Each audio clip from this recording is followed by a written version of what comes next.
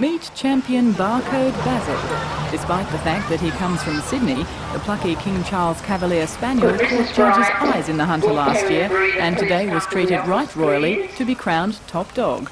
All up, 28 breeds featured in today's competition, including the stocky bulldog.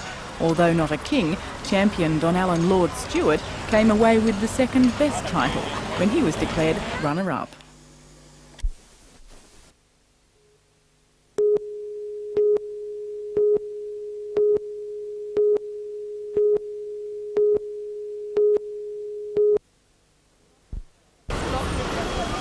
Stunned bank staff told police the man presented a woman teller with a note written on the back of a withdrawal slip. Although he didn't produce a weapon, bank officers said he appeared to be carrying something in a plastic shopping bag. The man said only a few words in a soft Australian accent before fleeing with a substantial amount of money in a brown corduroy zipper bag. Detectives say he fled on foot towards the Hunter Mall and must have been seen by dozens of shoppers. There were other employees, or they've been interviewed, and there was one other customer in the bank at the time, a female, and obviously we'd be interested to speak to anyone that could assist. The man is about 25 to 30 years of age, 172 centimetres tall, of medium build with an olive complexion. He had brown, almost black, scruffy hair, a dark moustache and dark glasses. He was wearing a black sleeveless sloppy joe and dark blue shorts.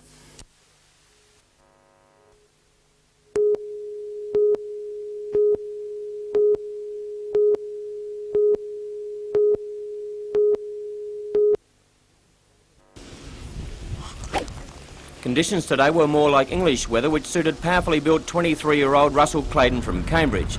With a handicap of +2, Rustlers had victories in the English Amateur Championship, the Berkshire and Lagonda Trophies, and also the Champion of Champions event.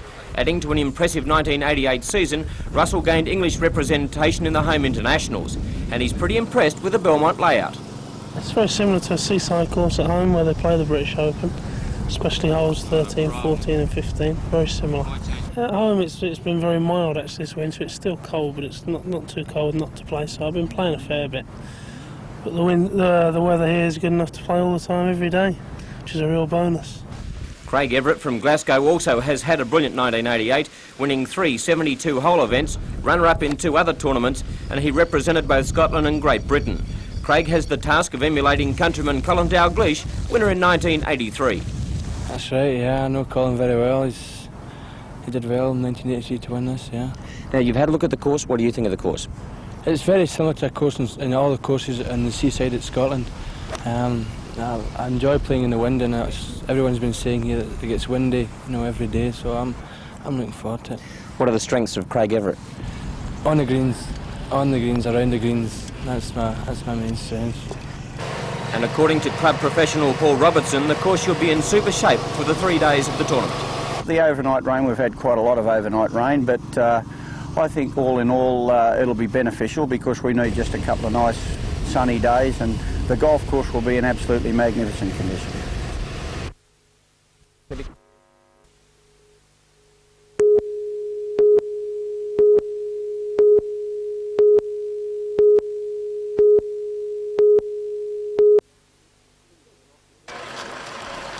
The 7 occupants of 2 Bell Street have good reason to be pleased with their new home. For much of the past year they faced hostile public protests and lengthy disruptions as renovations took place. The protests came when the Department of Health bought a house in Coleroy Road, New Lambton, to move residents from their sadly neglected Bell Street address. Some neighbouring householders were hostile to the proposal and the department was forced to abandon the plan. After intense lobbying, the state government agreed to pay to have the Bell Street cottage fully renovated. The house has 6 bedrooms and a large lounge and kitchen. What separates Bell Street from the 27 other group houses in the Hunter, however, is the addition of an independent 2-bedroom unit. The house provides a social training environment and the unit is an integral part of that. Residents live here under supervision until they are ready to move out altogether. Denise Taylor, for one, couldn't be happier with the arrangements. And it's close to work and it's close to transport and shops, and it's terrific. And it's a relief to be settled. Yes, it is.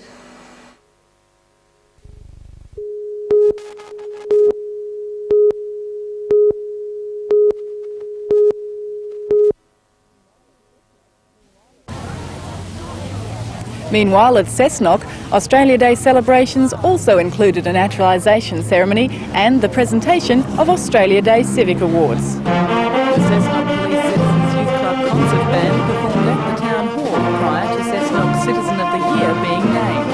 Mayor Alderman Marie Callaghan announced the city's special citizen, Sergeant William Charlton, who formed the band in 1978. The sergeant transferred to Cessnock in 1962 and is believed to be that city's longest continuous serving policeman. Sergeant Charlton also helped form the Cessnock Retirement Village project, of which he is chairman.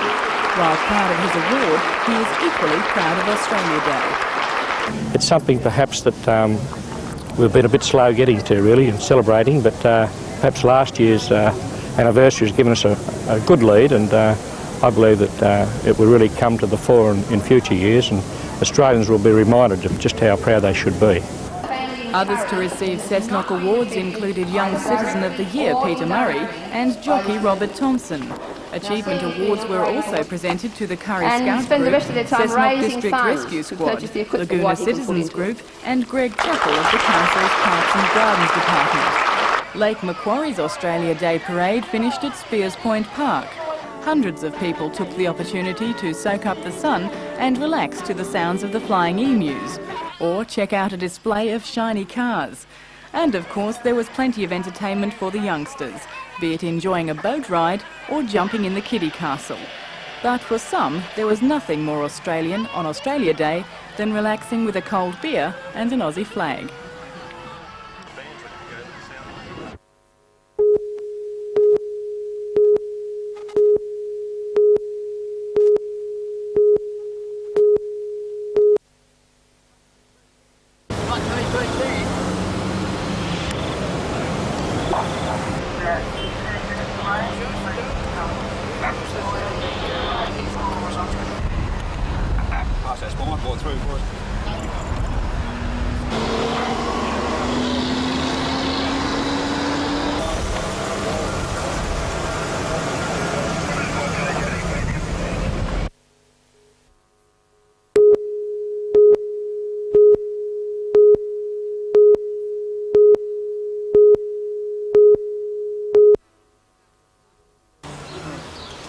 The announcement was made during the Minister's visit to Rankin Park Hospital.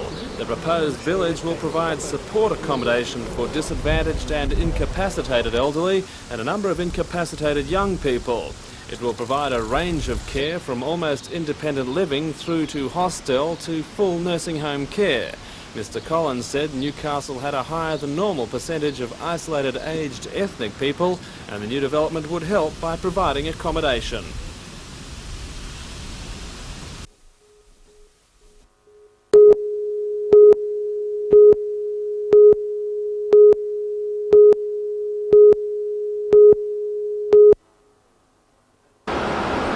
As part of their Newcastle stay, the recruits will be shown over BHP vessels in port. Today, some of the would-be officers went aboard the world's biggest coal carrier, the 230,000-tonne Iron Pacific. In years to come, these young people will have the task of guiding enormous vessels such as this into ports around the world. Each year, BHP advertises nationally for officer recruits, usually selecting around 20. However, the company plans to expand its shipping operations, so this year doubled that number. 8 of the new recruits are from the Hunter, including Sandra Owen of Belmont, one of 3 women selected. Sandra says her career decision surprised some, but was the logical choice. I've always been water orientated. I've always done water skiing and sailing and whatnot. What about captaining a ship this size? Could you see yourself doing it one day? One day, yes.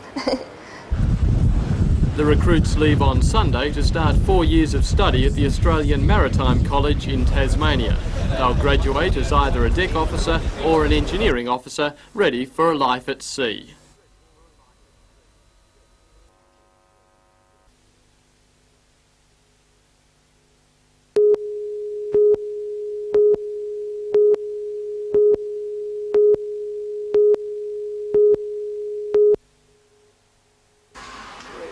We'll see Southend photographer Alan Carter is among 9 hunter members of the Australian Institute of Professional Photographers to offer a unique service.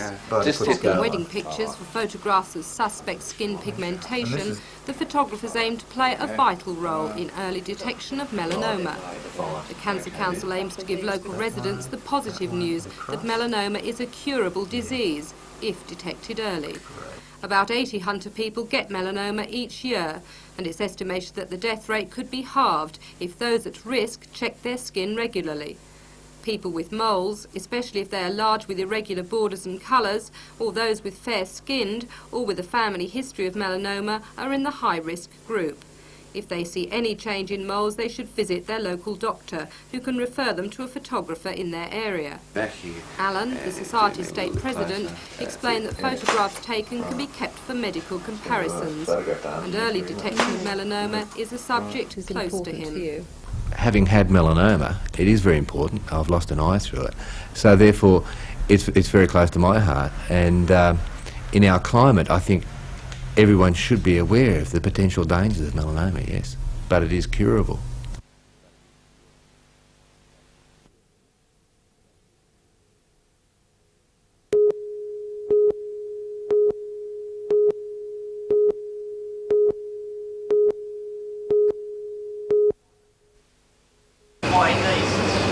The meeting at Somersby voted to end the 12-day strike which cuts supplies to Coles New World stores in New South Wales. An unspecified deal reached yesterday between the Federated Storemen and Packers Union and Coles Retail Distribution Management led to action for stand-downs in the New South Wales Supreme Court being dropped. However, the success of yesterday's deal hinged on a decision today by Storemen and Packers. They have now voted to return to work tomorrow at 7 o'clock, with major lines expected to be moving by 10 o'clock. Shoppers can expect most grocery lines to be available by the beginning of next week.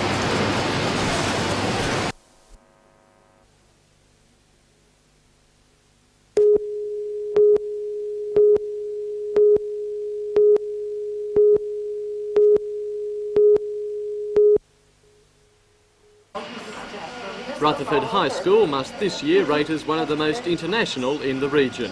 No fewer than 7 of the students starting first term this week are from overseas.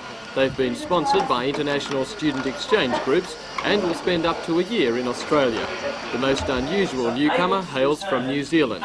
Rebecca Moulton is on a short-term exchange hosted by the Rutherford Talara Rotary Club. Rebecca suffers from cerebral palsy, which severely limits the use of her limbs, but was determined not to let that stand in the way of a trip to Australia. She convinced the Kapiti Rotary Club in Wellington and several months later became the first wheelchair-bound Rotary exchange student in the world. Although there have been difficulties, there are some parts of the school she can't get into, Rebecca hopes her determination will inspire other developmentally disabled people. You don't want to be treated special, and you sort of want to prove to people that you are a person and that you can do things that they can do, but in a different way. You want to be seen as a person first, and your disability be seen second. So as far as you're concerned, it's not going to stop you doing what you want to do with your life? It's not going to stop me what I want to do. No way is it going to get in my way.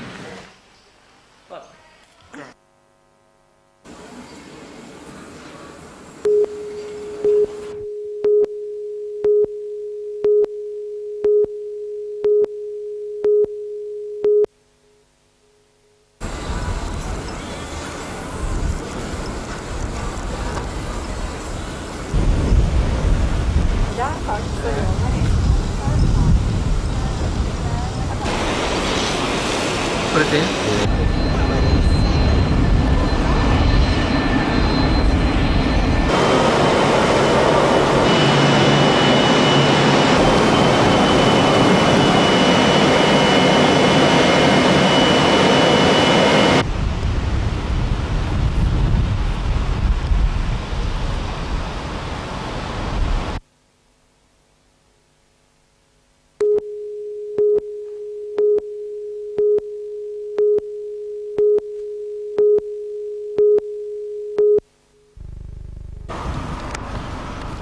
The Newcastle company plans to use the extension to eventually link up with the proposed Gordon Pacific development at Caves Beach. Over the next few years, Newgas estimates it will spend around $1.5 million on the expanding gas network. Today, work was going full steam ahead in Ross Street, Belmont, on the pipeline which runs from Tingara Heights to finish at Belmont South. The project is using 10,000 metres of high-tech nylon pipe, not like the old gas pipes which used to rust and leak. Newgas manager Greg Martin said it was just the beginning of major growth for the company. Well, after the major extension into Belmont, it certainly is our intention to extend distribution facilities further through to Swansea and be in a position to take an active role in the Caves Beach development when that project proceeds.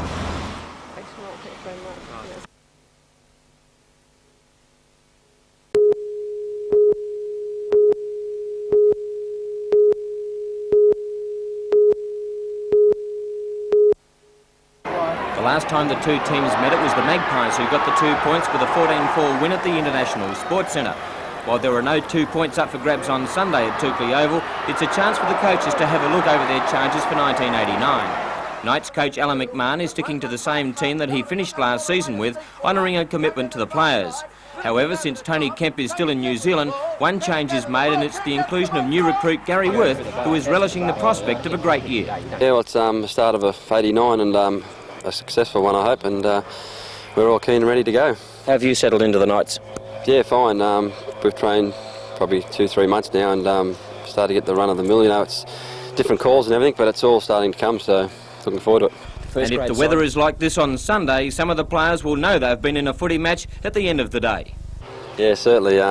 It's been fairly hot. We've been training out at Dudley, but with the football jumper on and the mouth guard and everything, it makes it certainly a lot much different. Gary, well, we hope you really enjoy your 1989 season with the Knights.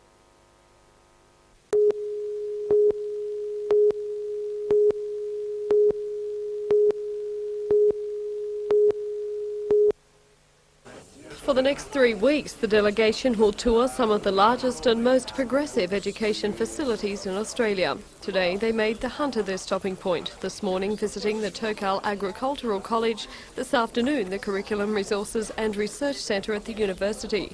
Recently, the Australian government approved more than $7 million to aid teaching programs in South Africa, and the team's visit is aimed at primarily learning on how that money can best be used. At the Resources Centre, they were shown the facilities available to teaching students here, the programs they learn by and the topics they cover. And afterwards, an impressed and slightly envious Ken Sakwa had hearty praise for the service the university is providing. You would begin to see how lucky your country is and the institution here is in terms of having the facilities. We operate very thin budgets back home, and education is one of the areas where you don't have money flowing around. Well, how would you feel if you could have a facility like this one? Wonderful. It would be wonderful. I see people from teachers to farmers to doctors to whatever the focus a centre like this would provide, I see us benefiting a great deal.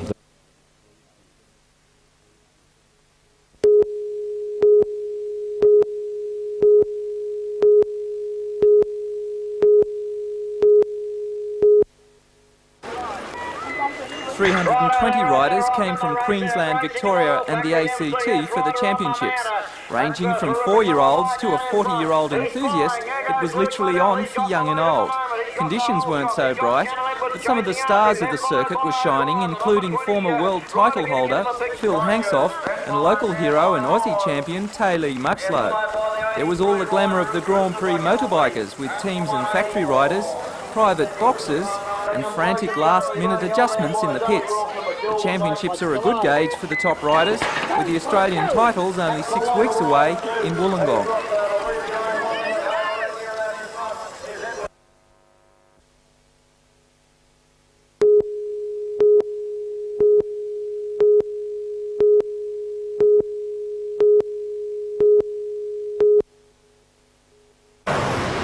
Topics of most concern to local pensioners groups were tax thresholds, eroded superannuation payments and inadequacy of pensions. The packed meetings at City Hall were chaired by Jeanette McHugh, member for Phillip. Minister for Industrial Relations and member for Shortland, Peter Morris, and member for Dobell, Michael Lee, had a particular interest in matters affecting Newcastle and the Central Coast, a large proportion of older residents. The task force was set up after the government-appointed CAS report examined future retirement incomes policy, and it aims to locate the issues of most concern to the elderly before decisions are made. But as the president of Newcastle Combined Pensioners Association, Jim Priest, said, these decisions may be more of a political nature.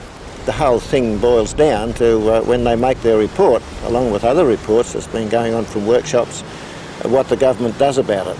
And we understand that governments make political decisions, and we're only hoping that when all this evidence goes to the government to say what the people want and what is needed in the community, that they'll make some compassionate political decisions.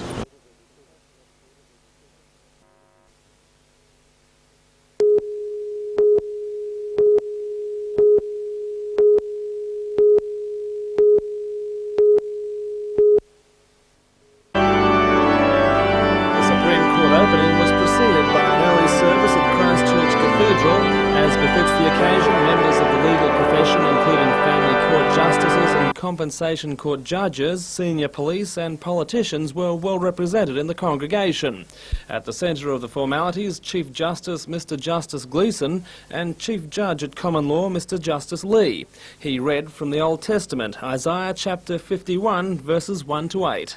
Pay heed to me, my people, and hear me, O my nation. For my law shall shine forth, and I will flash the light of my judgment over the nations. Mr Justice Gleeson later presided over the opening of the Supreme Court. Mr Justice Lee will remain to preside over sittings. The court will be busy. It's estimated there are 16 matters for mention and 90 matters for hearing looming over the next 3 weeks of civil sittings that will be followed by criminal court matters.